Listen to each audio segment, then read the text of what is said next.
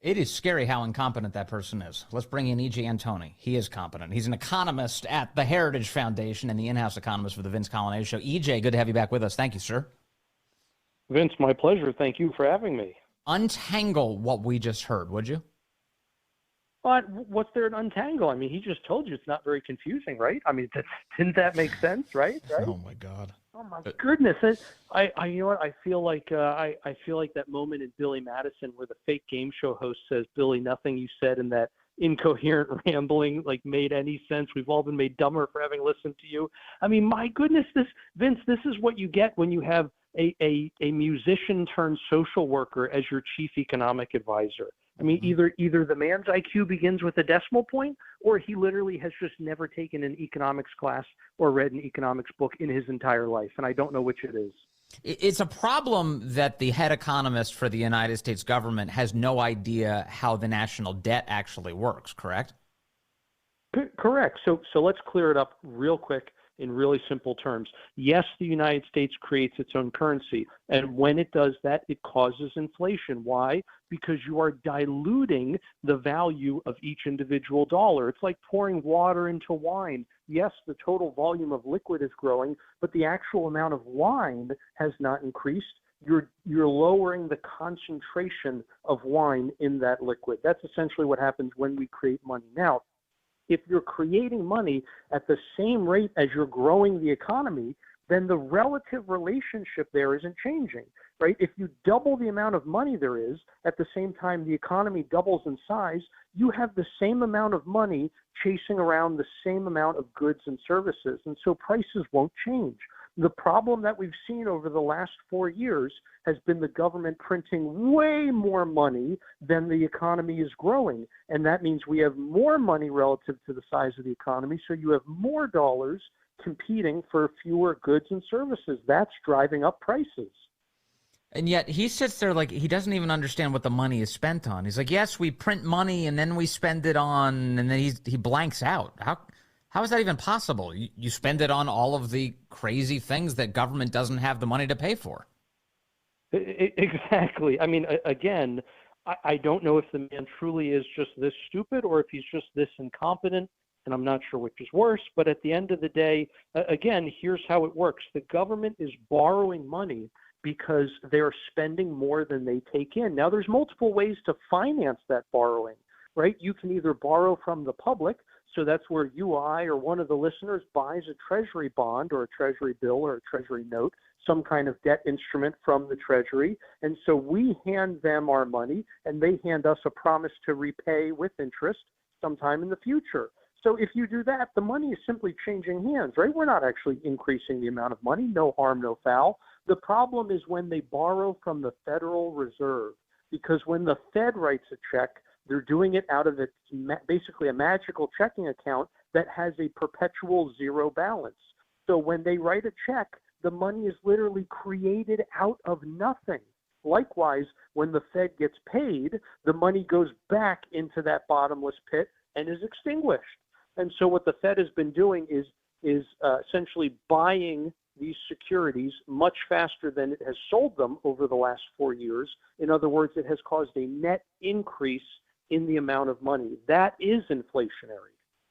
Let me talk about the underlying theory that apparently animates this movie that Jared Bernstein is participating in. So the film is called Finding the Money, and I'm reading its description on the Internet Movie Database, IMDb. And what they lay out is that we need to change our economic understanding to be more like what they call modern monetary theory. Now, here on this program, and certainly in the American consciousness, there have been all sorts of left-wing ideas that have gotten more sunlight in recent years. Whether it's Alinsky and rules for radicals or DEI or all this Marxism we're seeing all over the place, critical theory. But one area that I think hasn't received the attention it probably deserves is something that you're going to understand so much better than I do. Modern monetary theory. I've heard quite a few lefties bring this up, and as I understand it, it's merely, hey, there is no economic challenge in front of us. We don't have to worry about the debt. We don't have to worry about taxes. We don't have to worry about government spending. All you have to do is print cash. Am I summarizing that well? Am I distilling it down well? What is it? Beautiful, Vince. Beautiful. Yeah, this is, and actually modern monetary theory is one of the worst named things in economics because it's not modern, it really isn't monetary, and it's not a theory. It's not a theory. It has been tried before. It was tried by FDR. His Treasury Secretary, Morgenthau, was actually a huge proponent of it. They didn't call it MMT at the time, but he espoused it and he tried it and it didn't work. And at the end of the day, it's not even monetary in nature necessarily because it's not about managing a currency. Instead, it's about financing endless federal deficits. So it's inherently fiscal in nature, not monetary. And it sounds deeply radical. Oh, absolutely. It certainly is. It essentially says that, look, because we're the reserve currency of the world and because we can create our own currency, we can literally just create as much as we want of it. And the rest of the world will just swallow it down. Why? Because it's the reserve currency. And so we don't actually need things like taxes. We can just print money. We don't need to borrow. We can just print money, et cetera. And what has that gotten us? Inflation and risking the dethroning of King Dollar as the world's reserve currency. So if you had examined this or even suggested it, prior to the pandemic, as many lefties had, and you weren't looking back at history to the time of FDR's presidency or any number of other countries that have collapsed as a result of out of control printing of their currencies, if you had just looked at this in isolation without the benefit of the pandemic, you might think, okay, maybe there's a chance something like this could work. But now that we've been through COVID and all the government lockdowns and all of the government money printing and all of the inflation and the inability for people to afford the lives they once had, how could you still be an adherent to the idea that printing money is the way out of anything? Well, I suppose in the same sense that academics are adherents to all of their theories because they tend not to live in the real world. They tend not to deal with the ramifications of their own actions. They tend to espouse things from their ivory towers, which affect the plebes down below, and they be damned, right? My theory is my theory, and it's right because, hey, at the end of the day, I am just that proud, and I'm not humble enough to actually examine my theory and examine it against the evidence available and to say, oh, gee, maybe this isn't right. Let me shift gears with you just to talk about a big economic picture for a moment. How is the economy right now? The full-time job number is the one that keeps on staggering me every time you and I talk about it, which is that Americans keep losing full-time jobs. It's a tough market out there to find one. Part-time jobs seems to be how everybody's scraping by. What's the latest on that? Well, the latest is that in the month of April, we actually had a welcome change in that we lost part-time jobs but gained full-time jobs. So that's good. The problem is that at this point, it's kind of a blip on the radar. We've been losing so many full-time jobs for so long that this really didn't make much of a dent. So could it be a step in the right direction? Possibly. Unfortunately, given all the other economic headwinds that we're facing right now, it's unlikely to continue. But if you look at it in terms of the last 12 months, what have we done over the previous year? We're still down full-time jobs. We have gained on net only part-time work over the last year.